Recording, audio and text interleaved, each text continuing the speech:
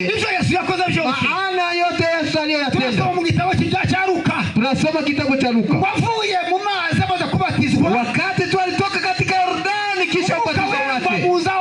Roho akashuka juu yake kama ua. Umwuka wera agira ishusho nyinshi. Roho Mtakatifu ana sura nyingi. Uwo munsi yabaye n'Imana. Hiyo siku alikuwa ni Mungu. Yururuse ambaye ameshuka kwa mfano wa ua. Yesu. Na akakuja katua kwenye Yesu.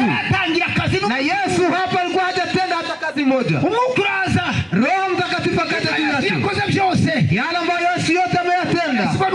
Ameyatenda kwa sababu ya nguvu za Roho Mtakatifu. Hakuna tena ambayo Yesu ameitenda bila Roho Mtakatifu kumsaidia. Haleluya. Amena. Bali watatu waje bakorana. Hapo vile walivyo watatu wanatumika pamoja. Imani shimwe. Mungu asifiwe. N'umunsi itorero ryatangiye. Wakati kanisa ilianza. Yesu ashimwe. Bwana Yesu asifiwe. Kwa niko byatangiye. Ndivyo ilivyoanza. Abantu bazasha kuvuga ngo ni ibindi.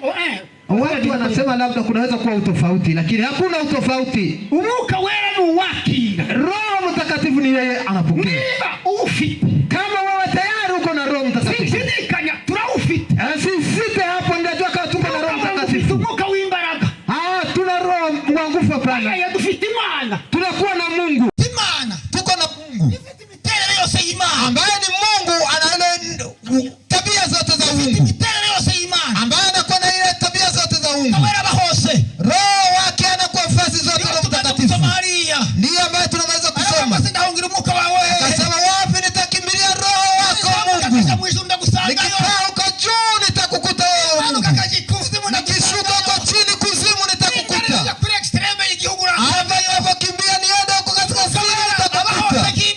Roho Mtakatifu iko fasi yote kama vile Mungu.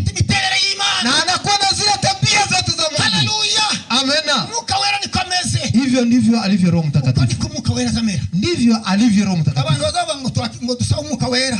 Watu wanasema tuombe Roho Mtakatifu. Umwuka wera. Ama tunapokea Roho Mtakatifu. Inaonekana kama nakamata tu sehemu moja. Baba wani mbaraga. Inasemekana kama wanapata nguvu.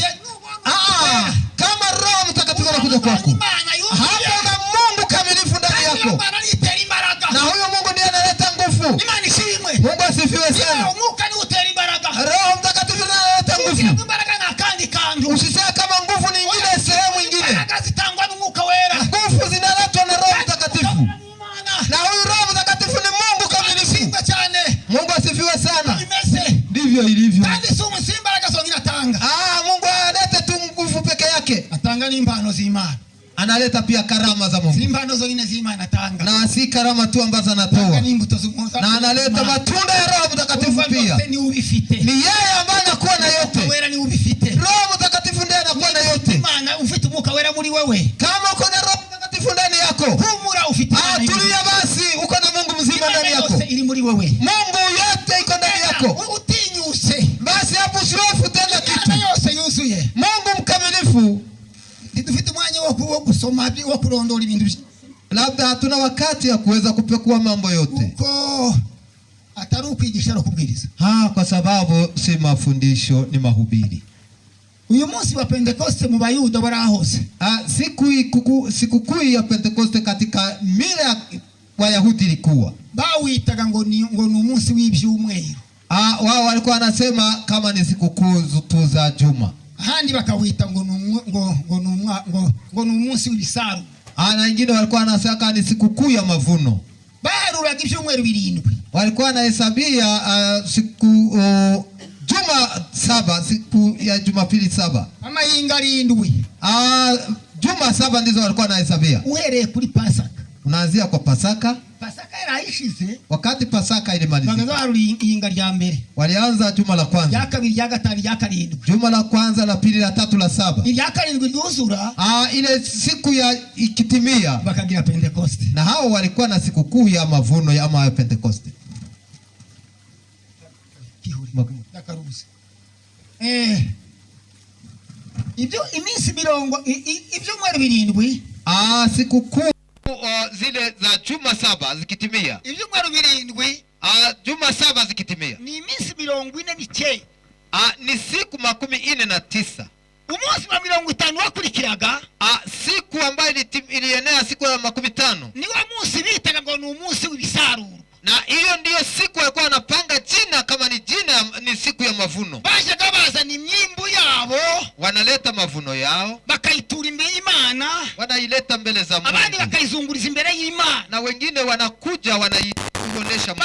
Bayibuka iminsi mibi bavuyemo. Kwa sababu walikuwa wanakumbuka siku mbaya ambazo wamezipata. Babaye mu butayu. Wakati walipita bagahimbaza Imana kuko bageze mu gihugu cy'umwero. Na wanaanza kusifu Mungu kwa sababu wamefika kwa batagira icyo babuse. Hawakose tena kitu. Igihugu kirera. Inchi yetu inatoa mazao. Inchi yetu ina maji. Ndanyota tukigize tena kiu kama vile tulivyokuwa huko. Niko byari bimeze. Ndivyo ilikuwa kwao. None uwo munsi ukaba umunsi mukuru. Na hiyo sasa walikuwa wanaifanya sherehe na inakuwa sikukuu. Yesu yarazi uwo munsi. Yesu tayari katika mpangilio wake alikuwa anajua hiyo siku. Yarazi uwo munsi. Alijua hiyo siku kabisa. Yarawuzi nk'Imana. Na alijua hiyo siku kama Mungu. Agasura kaumenya ko Muyuda. Na alijua pia kama Muyuda. Yarazi nk'Imana. Alijua kama Mungu. Kuko uyu munsi wa 50. Kama hii siku ya 50 ikitimia. Ayo munsi yahereye aba Israeli amategeko mu butayu. Na hiyo ndio siku alileta sheria ama amri kwa taifa la Israeli kwa jambo. Na aliwaambia hii siku wao wanaifanyizia kumbukumbu. Byari ngombwa ngo nawe usiririze kuko ari wowe. Naye alipaswa kuifanya kumbukumbu ya hiyo siku. Imana ishimwe. Mungu asifiwe. Yarawuzi nk'Imana subiremo. Alijua hiyo siku nirudilie tena. Kuko niwo munsi yahaye abaisraeli amategeko. Hiyo siku alileta sheria ama amri kwa taifa la Israeli. Na akawaambia iwe kumbukumbu kwao. Ubundi kandi yarawuzi nk'Umuyuda. Na yeye alijua tena hiyo siku kama Muyuda. Uyu Muyuda yeye kama Muyuda byari ngomba ngo ashye Yerusalemu kuziririza wa munsi. Ilimpasha kwenda Yerusalemu kwenda kukumfanya kumbukumbu hiyo siku. Kubaha nawe yari Umuyuda. Kuistini siku kama vile mwanamemba wake. Kushira hiyo kalendari yose. Kwa sababu alipanga hizo siku sasa. Munsi yateganije kuko azakumanya abaisraeli bose. Niyo siku sasa alijua kama atakusanya taifa la Israeli. Abanyamahanga mugabo. Na mataifa pia na watapata neema. Sabari baba bagahirya yawo. Na wale ambao walikuwa kinyume na hao. Sabasha kabaza kuzirizwa munsi. Na wote walikuja kukumbuka hiyo siku. Abari wa munsi ateganya. Na ndiyo siku yeye aliacha. Kuko azatera n'abantu benshi. Akasema kama watu wengi watakusanyika. Munsi akazabyara itorero. Na hiyo siku ndivyo kanisa itazalika. Itorero ryabyawe na Kristo wa Musa Pentecost. Na hiyo kanisa ikazaliwa siku kuu ya Pentecost hiyo siku. Igorigota yaragitwite. Golgotha ilikuwa kama ngali mjamzito. Kuzimu agitwite. Akaingia kuzimu angali mjamzito. Akamo agitwite. Akatoka kuzimu angali mjamzito. Akamweshura agitwite. Akapaa mbinguni angali kuwa mjamzito. Raporo kwasa agitwite. Akaenda kutoa ripoti kwa baba yake angali mjamzito. Alikuwa kingoja ya siku 15 yenyewe. Siku ya Pentecost ndipo akazaa sasa. Mungu asifiwe. Akalizaa kanisa. Mgenzo wa Yuda. Kwa mila ya Wayuda. Umwana yaravukaga. Mtoto akizaliwa. Wazazi wanaelewa hiyo. Umuyuda kazi yabyaye. Kama mke wa Yuda akizaa tu. Umwana azavuka bakamugira ingobyi. Mtoto anazalika na wanamfanyizia nguo ile ya kumlelea. Ingobyi yiwe akayikomeza.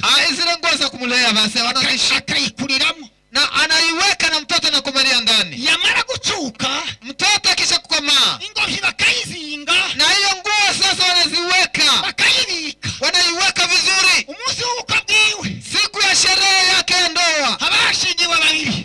Kutakuwa ni watu wawili ambao wanaunganisha. Abana umugore abashingiwe. Mume na mke ni wao wanapanga. Abayahudi bafite ingobyi. Na wote ni Wayahudi wanakuwa na zile nguo ambazo waliwanelea ndani za mtoto. Wanaleta zile nguo za utoto. Kazi batwikira. Wanawafunika zile nguo za utoto wao. Inakuwa kama hema ambao wanawafunika. Baadhi ya ndoa yao. Wanazikunja tena wanaziweka. Wanaziweka kabisa vizuri. Siku ambayo mtu anakufa Wayahudi. Siku yenye anakufa. Wanaleta sasa ile nguo ya utoto tena. Wanamuweka katika ile nguo. Na ndio wanauzika tena ndani. Na kazi ya hiyo nguo ya utoto inamalizika. Siku ya Kristo alizaa kanisa hapo. Alituingiza ndani ya nguo ya Kipentekoste. Nguo ya utoto ndio ambayo tutunga ndani.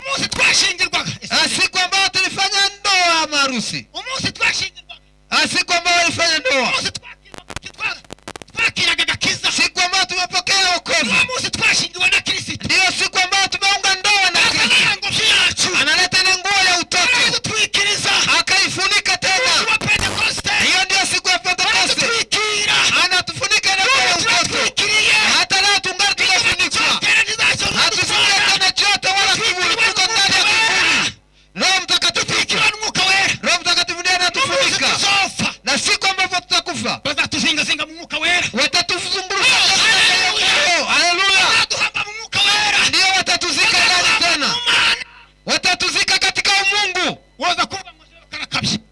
kusema kama mimi mara hiyo nimezidisha.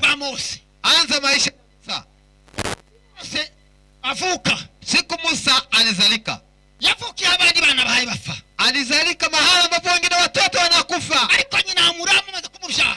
Na Amuramu wakati mama yake alimuona na mzaa. Ndabyara handi babandi badabisha abandi bana. Alimzalia mahala ambapo wanauya wengine watoto. Avuka mu cyubahiro cy'Imana. Yeye akazalika katika utukufu wa Mungu. Ubwiza bw'Imana. Katika utukufu wa Mungu. Ubuhangarwa bw'Imana. Katika ile Mungu. Bajya babyaza ngo bamurebe. Wakati wale wanazalisha wanikuangalia mtoto. Wakasema huyu mtoto tuweze kumgusa. Barasharira neza. Wakamtawaza vizuri. Alikuwa katika nguvu za Roho Mtakatifu. Wakamtawaza vizuri. Azanyina batimaye cyane.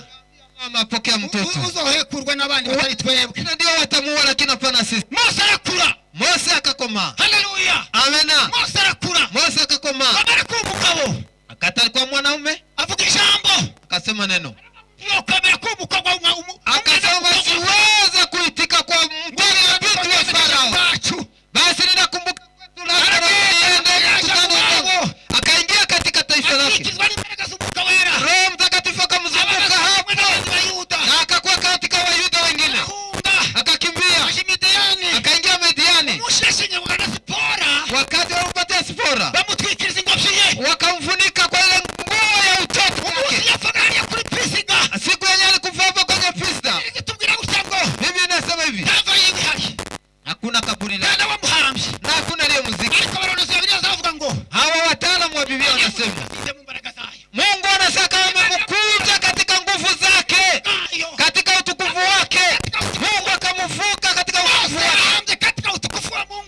Musa hakumkuta kimana. Hapo ndipo alikuwa. Hapo alikuwa analala ile siku. Je, unasikia unajua habari? Siku Yesu alienda kwenye mlima. Amena. Haleluya. Amena. Siku Yesu alienda kwenye mlima. Uko Musa ambaye hakuonekana kwenye Pista. Akaonekana mbele. Akaonekana ni mwingine. Akaonekana katika ile utukufu ambao Mungu alimzukuta ndani. Katika zile nguvu ambazo ameweka ndani. Akaonekana na ile sura. Ndio alama ya Mungu. Ambayo neno la Mungu haziwezi kurudia. Musa amezikwa katika utukufu wa Mungu. Kwa sababu ni hapa amelala. Katika nguvu za Roho Mtakatifu. Haleluya. Hivyo ndivyo ilivyo. Mungu asifiwe sana. Itorero rya Kristo liravuka.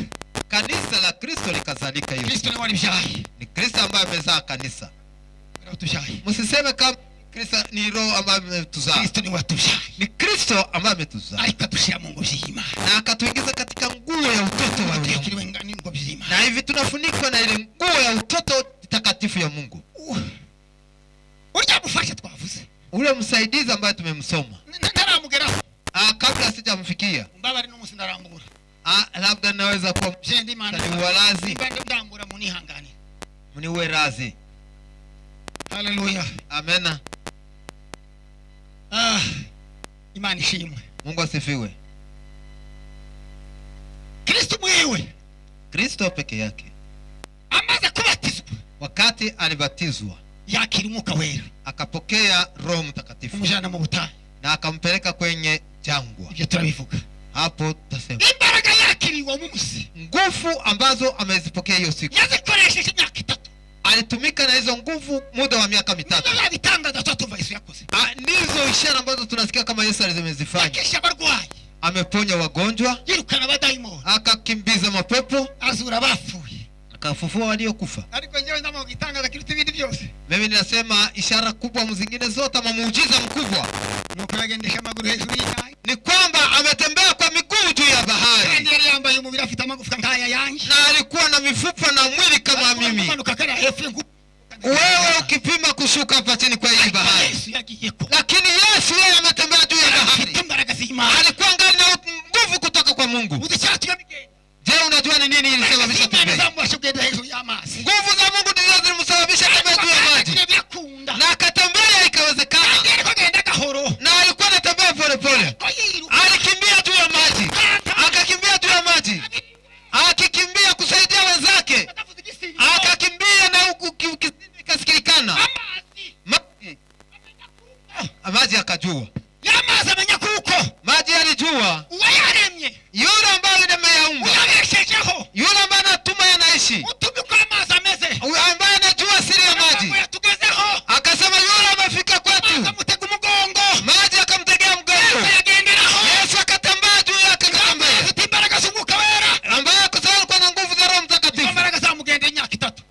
nguvu alitumikisha muda wa miaka 3. Ngombe kushika mu gashamba k'Getsemani. Wakati alifika kwenye shamba la Getsemani,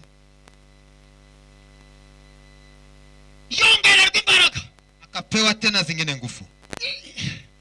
Imani wanakoza imbaraga yari afite, Mungu akaona kama zile nguvu ambazo alikuwa nazo zitomubashisha kwihangana umusaraba zitamwezesha kuweza kuvumilia nguvu za msalaba. Arasenga, akaomba, aje mu gashamba arasenga, akaingia kwenye bustani akaomba, arasenga, akaomba. Biblia tubwira gusa ngo, Biblia inasema hivi, malaika rururuka, malaika akashuka kwake, amwongerera imbaraga, akamuongezea tena nguvu, ngo amusubize mu zindi imbaraga. Haleluya, amen. Malaika kashuka, malaika rururuka amushuka, manishimwe, amen, arogize imbaraga, akapewa nguvu nyingine, kawera, Roho Mtakatifu bakandu bakabiri, bakaji multiply tena kwake. umare kuzamo, wakati alikuja kwake, bituma yihanganira umusaraba, pewa sasa kuvumilia msalaba, yihanganira amahwa yari yikoreye, angalau ilikuwa mzito kwake kisa alikuwa na utukufu, yihanganira ko bamukubisa, akavumilia fimbo ambazo wampiga kwa mchubuo wa mgongo, yihanganira uburemere bw'umusaraba yari yikoreye, akavumilia uzito wa msalaba ambao alibeba, yihanganira gutsindwa mu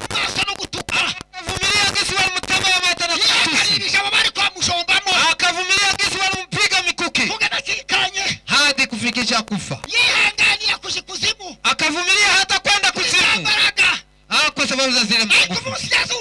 Lakini siku alifufuka, izo mbaraga ziba zitaye garanti, hizo sasa zikaisha, hazina tena maana kwake. Biblia tubwira gusa ngo, Biblia inasema hivi, haleluya, amen, imbaraga z'Imana, ngo malaika w'Imana ruruka, malaika wa Mungu akashuka, ngo amuheze izindi imbaraga, akampa ingine nguvu ngo zatumye zinesha urupfu, ambazo zilimsababisha kushinda kifo. Yewe arazuka, Yeye tena akafufuka, azuka n'abarya bose bapfuye mu isi, akafufuka na wale wote ambao wamekufa katika agano la izo mbaraga zikomezanya nazo, hizo nguvu. Akaendelea iminsi 40, baada ya siku 40, iminsi 40, nyuma ya siku 40, izo mbaraga ziramuterura, hizo nguvu zikamchukua, hariya hakurya, zikamtupa ngambo nyingine, hariya hakurya ku musozi wa Elayono, walipokuwa kwenye mlima wa Elayono wa Mzeituni huko. ageze ku musozi wa Elayono, Wakati alifika kwa mlima wa Elayono, abantu bakabona ko ari wa wundi, watu wanaona kama ni yule tu Yesu. umwuka wera uzambaraga yavanishiriye, Nguvu ambazo amezitosha. Biblia tubwira gusa ngo imbaraga zamuzuye, Biblia inasema zile nguvu ambazo zimemfufua Yesu, nizo yabwiye abigishwa bati musigare neza, ndizo alianza kulaga wanafunzi wake na kuwaambia kanimbo tumaze kuririmba, na ndio wimbo ambao tunaweza arababwira ngo nimugende muwe mu murwa, akawaambia enendeni mkabaki ndani ya mji, ndio data yasezeranije, mngojee hapo. arababwira gusa ngo Akawaambia hivi, musigare neza, bakieni vizuri, ndagiye ninaenda, nzagaruka, nitarudi aho nzaba, mahali ambapo nitakuwa na nyinyi, hapo ndipo mtakuwa. atugiye, Bakamwambia unaenda wapi? tugiye mu ijuru kwa data, Akamwambia ninaenda mbinguni kwa Baba. kirere batarasha hehe, Wakaangalia mawingu atapita wapi kwenye mawingu, kwa sababu kulikuwa wale ambao walikuwa wanajua kisa nafanya, kwa sababu mambo yanabadilika, wanasema kitu maana kwa ndani yake, basi tabadilisha na ataenda. Katika kipande kidogo tu akanyosha mikono, Roho Mtakatifu akamchukua. Mungu peke yake ndiye aliyemchukua. Akatika sasara ya Mungu akapanda, Roho Mtakatifu akampandisha, akapanda pole pole, hakukimbia. Wanafunzi walikuwa wanamuona, wakasema yeye anapanda, angalia gisa na paa, angalia gisa na paa. Akafikisha juu ya nafasi ya Mungu, akaingia mawingu yakampokea, akaingia ndani ya mawingu, kwa sababu ya Mungu na Roho Mtakatifu, kwa sababu ya Mungu Roho Mtakatifu, kwa sababu ni Mungu Roho Mtakatifu ambaye akaenda mbinguni.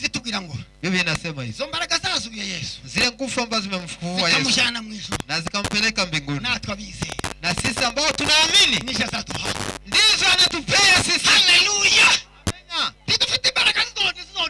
hatuna nguvu za kushindwa, hatuna nguvu za kuongezewa, hatuna hata wakati wa kuweza kutuongeza tena nguvu.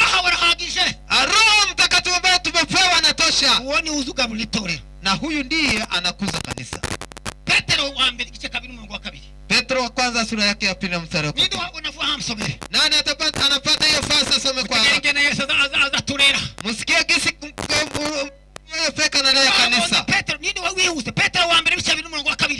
Petro wa kwanza sura yake ya 2 mstari wa 2. Tusikie gisi Mungu yeye peke ndiye anashughulika na kanisa. Taura angera. Tibura habona. Kabiri Petro wa mbere.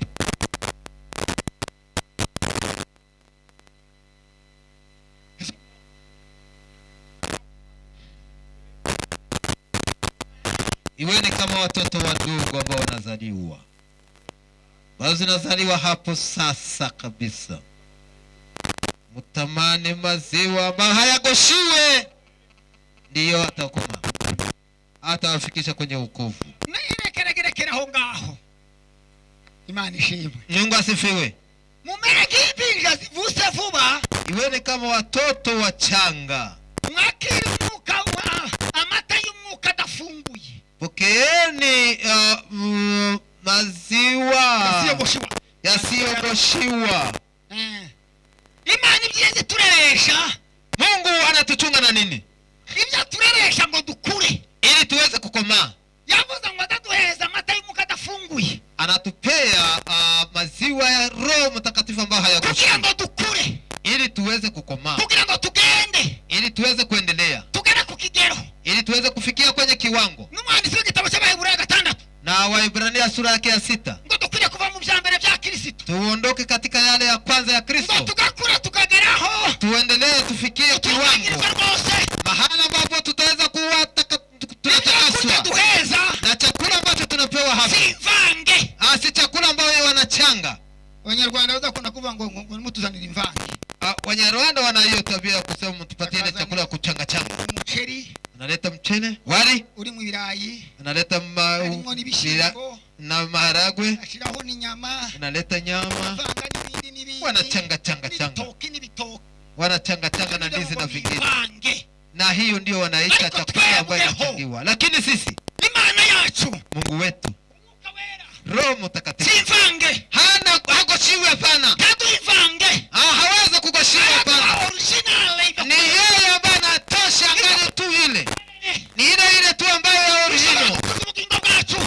Inasababisha uhai wetu kukomaa. Na hiyo kwenye ikitugoye ubungubu. Ni ile ambayo inakuwa nasu ni nini? Ni wale ambao wanapokea ile roho ambayo inachanganyikiwa. Wanaleta chakula kingine na mandizi wanachanga changa. Lakini sisi Roho Mtakatifu ambaye tumeipewa haiwezi kutupatia chakula cha kuchanga changa. Haiwezi kutupatia chakula cha kuchanga changa. Chakula ambacho kina ukamili wake ni chakula takatifu chake. Ambayo ni chakula ambacho kinaeneza shuti zote. Kinaeneza shuti zote za chakula. Mungu wa mbinguni. Mungu wa mbinguni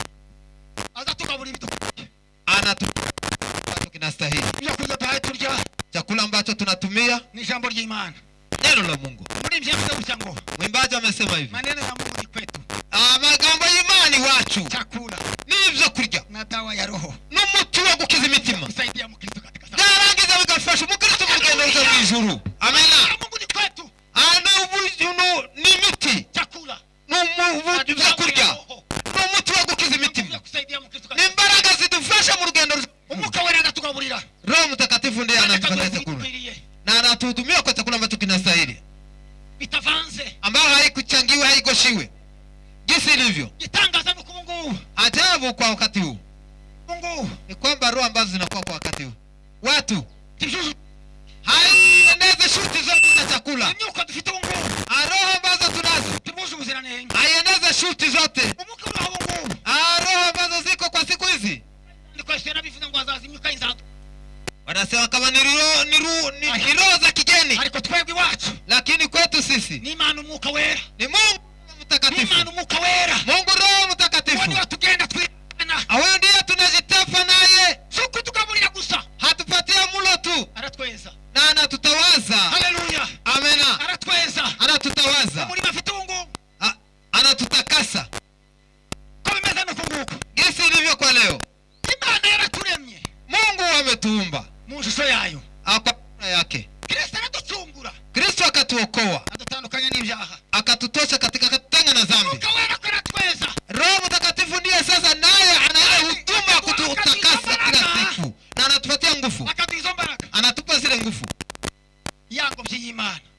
nguo ya utoto wa Mungu ambayo tumeisema. Yango byitwavukiyemo. Ile ambayo tumezaliwa ndani. Yango byitwarerewemo. Ile ambayo wametulelea ndani. Mungu uri udatuliramo. Na ndio hadi leo wanatuchunga ndani. Twashingiriwemo. Ile ambayo wametuunganisha ndoa na yeye. Haleluya. Amena. Yandi twashingiriwemo. Ile nguo ya utoto ambayo wametuunganisha ndoa naye. Kuna wale ambao hawajafanya ndoa na Kristo. Wamoja wangali wa celibateri hawajaoa bado, hawajaunganishwa na Kristo.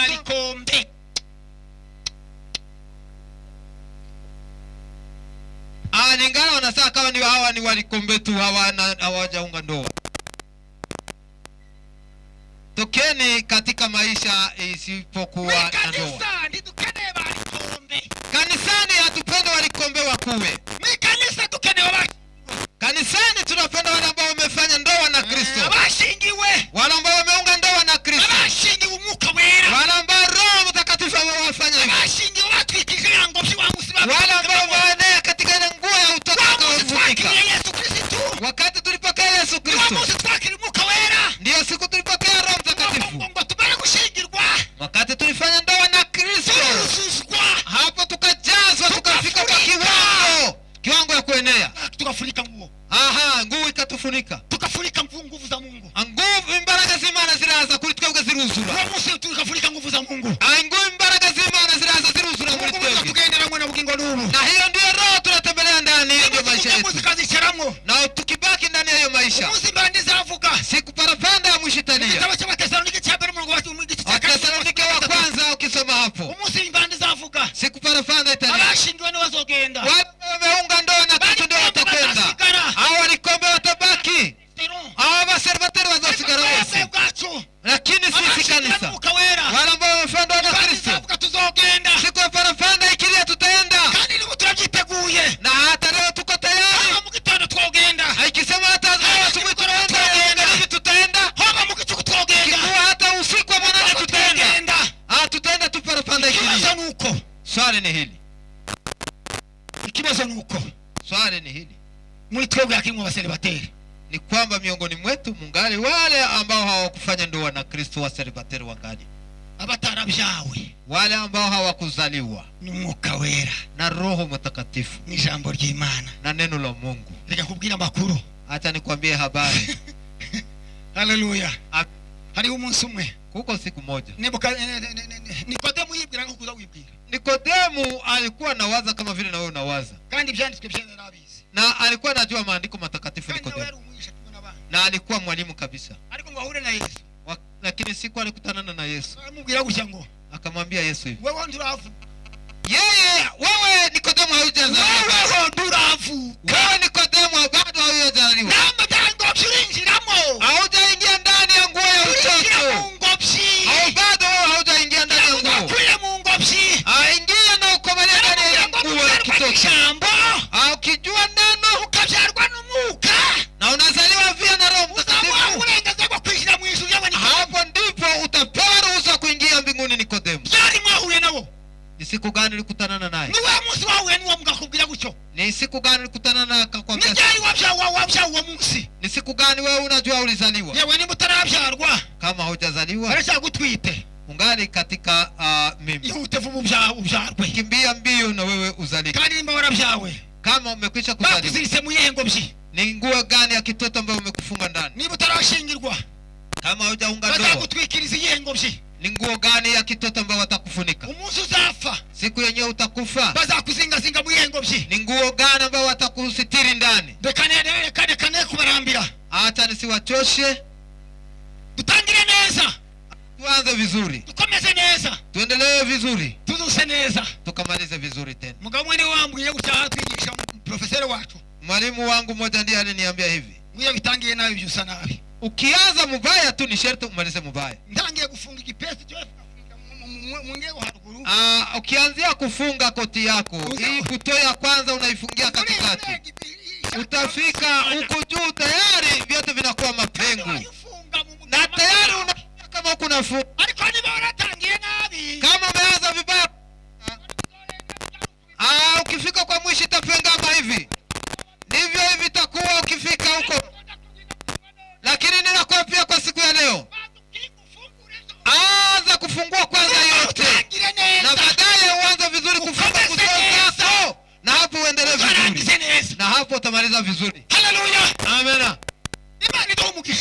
atubariki. Kandi Imana itugana. Na Mungu awe pamoja nasi. Amina. Amina. Tugiye gusenga. Tunaenda kuomba. Tugiye gusenga. Tunaenda kuomba. Abatazi uko batangiye. Yule ambaye hajua gisa alianza. Ndakwinginze ukisomera ukagira Imana we. Nenda kusi usisi. Haguruka tugusengera Imana. Usimame tuombe Mungu mmoja. Abatazi uko batangiye. Yule ambaye hajua gisa alianza. Waratangiye nabi. Labda umeanza mbaya. Haguruka tugusengera Imana. Usimame tuombe Mungu. Abataravutse mu mwuka wera. Wale ambao hawakuzaliwa ndani ya Roho Mtakatifu. Abataravyawe. Wale ambao hawakuzaliwa n'Imana umwuka wera. Mungu Roho Mtakatifu. Bavyawe nabi. Ambao walizalika vibaya. Abafurero n'abanyamulenge ari amazina ngo bazabita. Kuna majina ya Kinyamulenge na Wafuriro ambao wanasema aba yaravutse nabi. Huyo mtoto yamaanisha kama hakuzaliwa vizuri. Yego yaravutse. Yaravutse nabi. Alizaliwa lakini hakuzaliwa kama vile watoto wengine wanapaswa kuzaliwa. Hawajua gisi waliweza kuzaliwa. Turabinginze akiri imbabazi. Ninawasihi kwa huruma za Mungu. Mungu tusenga Imana. Usimame Mungu pamoja. Abandi ngo byiza wabera zitaye byenda. Labda na wewe ile nguo ya kitoto umeipoteza. Ngwino tugutanguze Imana yongera kandi kuremera yindi. Tutaomba Mungu akuundie tena nyingine nguo ya kitoto. Imana ukawera anakuremera yindi. Mungu Roho Mtakatifu atakupatia nyingine nguo. Kugira ngo yaguheza none. Ile ambayo atakupea leo. Uzoyizigame neza. Utaichunga vizuri. Uzoyihambwemo. Na hiyo ndio atakustiri ndani wakati wa kukufa. Imana ntiyavuga. Wakati parapanda italia. Abatarangwe muri iyo ngobyi. Wale wote ambao hawakusitiriwa ndani ya ile nguo. Abarahiye bazosigara kuzimu. Watabaki kuzimuni na wala pia. Kwa sababu hawana ile nguo ambayo itaisha. Muhaguruke dusenga Imana. Tusimame tuombe Mungu. Navuzemeshi. Nimesema maneno. Abakeneye kongererwa imbaraga. Wale ambao wanahitaji tena nguvu nyingine. Kubatizwa n'umwuka wera. Kubatizwa na Roho Mtakatifu. Kile mwuka zaduha imbaraga. Na ili wakupee nguvu na wewe Roho Mtakatifu. Kuzazuka. Za kuweza kukufufua. Turasenze. Tunawaalika msimame tuombe pamoja. Asante kwa wale ambao wanasimama. Imani wao mugisha. Asante Mungu awabariki. Asante. Imani wao mugisha. Asante mbarikiwe sana Mungu awabariki. Mungu awabariki. Na wewe simama ni wewe na wewe. Na wewe usibaki nyuma simama. Asante mbarikiwe sana mbarikiwe. Ninakusihi kwa neema ya Mungu simama tuombe pamoja. Simama tuombe Mungu pamoja. Tunasenza Imana. Tunaenda kuomba Mungu.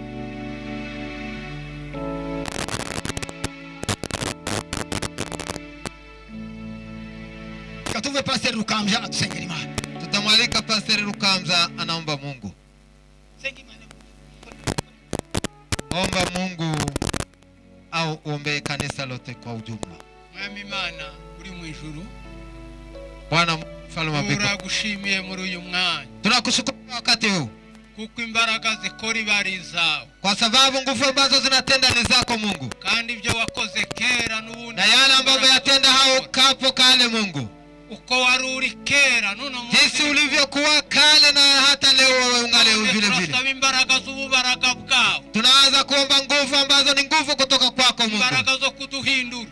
Nguvu ambazo zinabadilisha. Imbaraga zo kutugira ibyaremwe bishya. Nguvu ambazo zitatufanya kwa viumbe vipya. Imbaraga zo kudukura mu ntege. Nguvu ambazo zitatutosha katika udhaifu. Imbaraga zo kuduhindura abana b'Imana. Nguvu ambazo zitatubadilisha kutufanya wana wa Mungu. Kwegeranya nawe. Nguvu ambazo zitatuzogeza karibu na wewe. Kudukundisha wewe. Nguvu ambazo zitatusababisha utupende wewe. Kunda mwa. Kwa sababu utaendelea kutupenda wewe mfalme. Kunda rwose.